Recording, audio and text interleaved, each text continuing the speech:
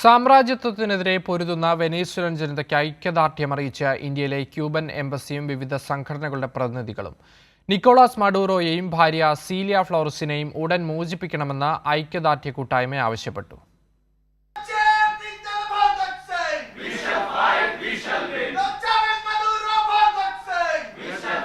അധിനിവേശത്തെ പരാജയപ്പെടുത്താനുള്ള ഒരേയൊരു മാർഗം സംഘടിതമായ പോരാട്ടമാണെന്നും വെനസ്വേലൻ പ്രസിഡന്റ് നിക്കോളാസ് മഡൂറോയെയും ഭാര്യയെയും ഉടൻ മോചിപ്പിക്കണമെന്നും Cuban ambassador Juan Carlos മാർസൻ.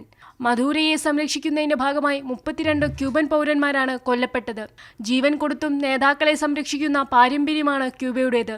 American ഉപരോധങ്ങളെ പ്രതിരോധിക്കുമെന്ന് Fidel കാസ്ട്രോയെ ഓർമ്മിപ്പിച്ചുകൊണ്ട് Cuban ambassador പറഞ്ഞു. Fidel Castro, the historical leader of the Cuban Revolution, always said that the only way to defeat the imperialists is we all the people keep united.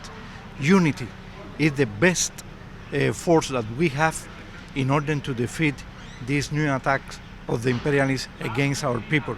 Venezuelan ജനതയ്ക്ക് ഐക്യദാർഢ്യം അറിയിച്ചുകൊണ്ട് Venezuelan solidarity കമ്മിറ്റിയുടെ നേതൃത്വത്തിലായിരുന്നു ഐക്യദാർഢ്യ സദസ്സ്.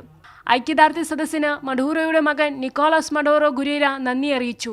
Video സന്ദേശത്തിലൂടെയാണ് നന്ദി അറിയിച്ചത്. ഐക്യദാർഢ്യ സദസ്സിൽ വെനസ്വേല എംബസി പ്രതിനിധികൾ, CPIM, CPIA-ML, അഖിലേന്ത്യാ കർഷക തൊഴിലാളി യൂണിയൻ, SFI പ്രതിനിധികൾ എന്നിവർ പങ്കെടുത്തു. കൈരളി ന്യൂസ്, ദില്ലി.